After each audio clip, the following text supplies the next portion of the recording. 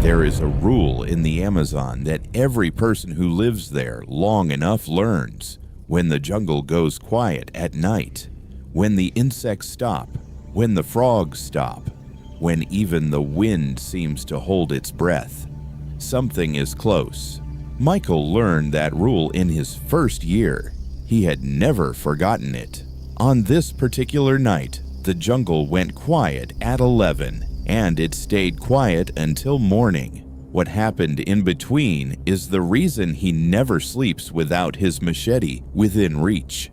The day had been ordinary. Michael had fished in the morning, repaired a section of the dock in the afternoon, and eaten by the fire as the sun went down. The jungle around the cabin had been alive with its usual sounds: birds in the canopy, the slow movement of the river, the constant background noise of insects that never fully stops during the day. He had gone inside just after dark, built the fire a little higher than usual, not because he felt any particular danger, but because the air had that weight to it, that heaviness that sometimes came before something changed. He had lived in the Amazon long enough to trust that feeling without being able to name it. He lay down in the hammock. He closed his eyes. At 11, the insects stopped. All of them. At once. Michael opened his eyes. The silence lasted 4 minutes. Michael counted. Then the first sound came. Not from one direction, from everywhere. A low rustling in the undergrowth around the cabin. Too wide to be one animal, too coordinated to be random. Something is moving through the jungle around the cabin, moving in a circle. He sat up completely in the hammock and did not move again for a long time. The rustling continued, slow, patient, the sound of something that was not in a hurry. Then a second sound joined the first, heavier, from the direction of the river. Then a third, from above the cabin. Something in the lower branches of the trees overhead, shifting weight from one limb to another. Michael had been circled before by single animals. A jaguar once, a caiman that had come too close to the dock.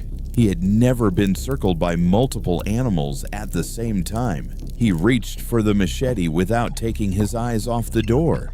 Through a gap between the cabin logs, he could see almost nothing. The fire inside was too low to illuminate anything outside, but his ears told him what his eyes could not. The heavy movement from the river direction had the rhythm of a caiman, large from the sound of it, moving slowly along the bank. The circular movement in the undergrowth was multiple animals. The pattern was wrong for a single creature, too wide, too simultaneous. The thing in the trees above was almost certainly a large cat. The way weight shifted in the branches was unmistakable to someone who had listened to these trees for 20 years. None of them were attacking. None of them were retreating. They were simply there, around the cabin, around him. Michael had no explanation for why multiple different predators would occupy the same space at the same time without conflict. The Amazon had never offered him an explanation for anything. He sat with his back against the wall and waited. At some point around midnight, Michael realized the fire was going out. Not gradually. It had been burning low for hours, and now it was almost nothing. A few orange coals in the pit, enough to see the walls of the cabin, not enough to keep away anything that did not want to be kept away. He had two choices: stay in the cabin with a dying fire and wait for morning, or go outside to the woodpile 3 meters from the door and get fuel. 3 meters. In daylight, it was nothing. At midnight, surrounded by sounds he could not fully identify, with multiple animals in the undergrowth and something in the tree above, 3 meters was a very long distance. He sat with the decision for 10 minutes. Then he stood up. The door opened without a sound. Michael had oiled the hinges for exactly this reason. The ability to move quietly was not a comfort, it was survival. He stepped outside. The air was thick and hot and smelled of river mud and something else. Something animal, close. He did not use the small torch he kept by the door. Light would announce him to everything that was watching. He moved by memory. 20 years of walking the same 3 meters in the dark. He reached the woodpile. His hands found the first log. That was when he heard the breathing. Not from the undergrowth, from above, from the tree directly overhead. Slow, heavy breaths barely 2 meters above his head. Michael did not look up. Looking up would require tilting his head back, closing his field of vision, breaking his awareness of the ground around him. He picked up a second log. The breathing continued, slow, rhythmic, not agitated. He picked up a third log and walked back to the door. He did not run. Running triggers pursuit in every predator that has ever existed. He walked 3 meters, back through the door, and pulled it closed behind him. He rebuilt the fire, slowly and carefully, the way he did everything that night. The sounds outside continued for another 2 hours. The caiman at the river, the movement in the undergrowth, the jaguar in the tree. He could still hear it occasionally, shifting weight, breathing. Michael did not sleep. He sat beside the rebuilt fire with the machete across his knees and watched the door and listened to the jungle conduct its business around his cabin as if he was not there. Around 2 in the morning, the peccaries moved on. He could track the direction by the sound. Northeast, deeper into the forest. Around 3, the caiman returned to the water. The sound of something large entering the river was unmistakable. The jaguar left last. No sound of departure, just a gradual absence where the breathing had been. By 4, the insects came back. Michael put down the machete.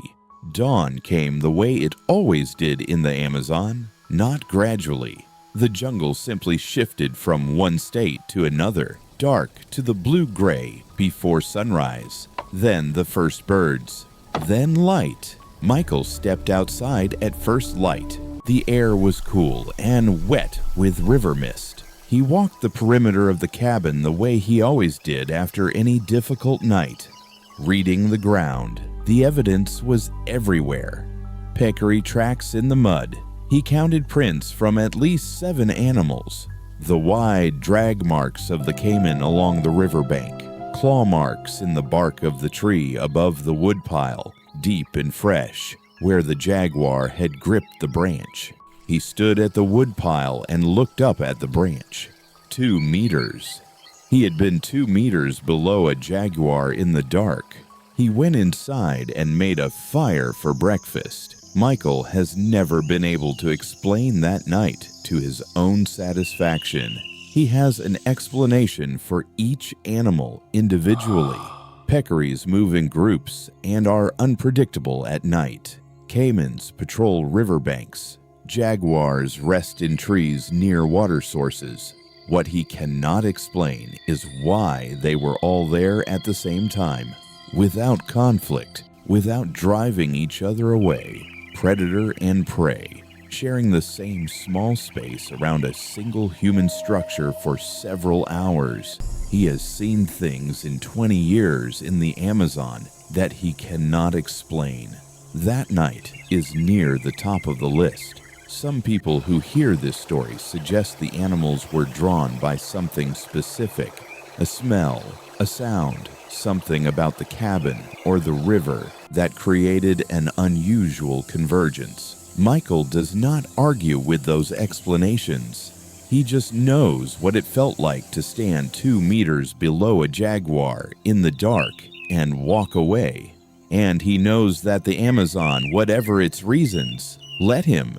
That morning, after breakfast, Michael walked to the woodpile and replaced every log he had taken the night before.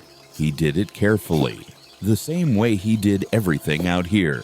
with attention because attention was respect, and respect was the closest thing to safety the Amazon ever offered. He has had difficult nights since, storms that lasted days, animals that came too close, moments where the line between surviving and not surviving was thinner than he liked to think about.